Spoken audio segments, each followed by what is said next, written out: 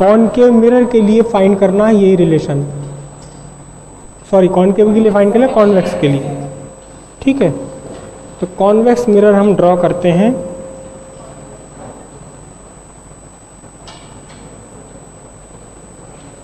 Convex mirror, principal axis,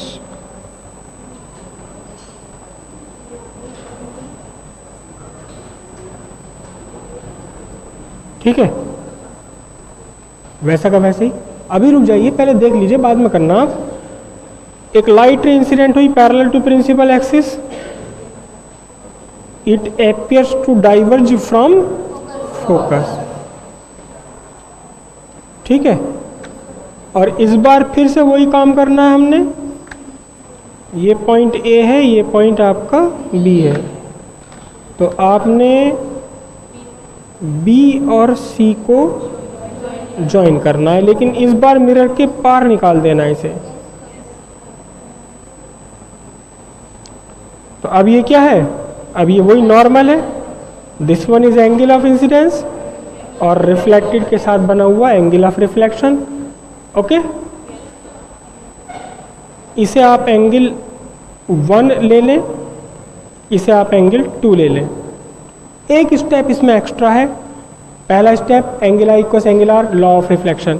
दूसरा step angle I equals angle 2 corresponding angles, क्योंकि ये parallel है और ये इंक्लाइंड लाइन बने। तीसरा step angle R is equals to angle 1 vertically opposite.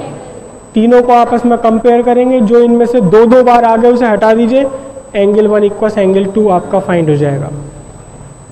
ठीक है, एंगल 1 इक्वल्स एंगल 2 फाइंड होती, फिर आप कहेंगे in triangle F C B, F C is equals to F B for small aperture, B is very close to P, तो इसलिए F B is equals to F P, F is the mid point of P C, hence P F is equals to P C upon two, R F equals R upon two. ठीक है, कीजिए इसे, जल्दी से कीजिए, अभी दिखाइएगा। सबकी copy check करूंगा मैं, सबकी कॉपी सब करके दिखाएंगे, और एक दूसरे से कोई कंफर्मेशन नहीं, अपना इंडिविजुअल माइंड यूज करेंगे तो ही सीख पाएंगे।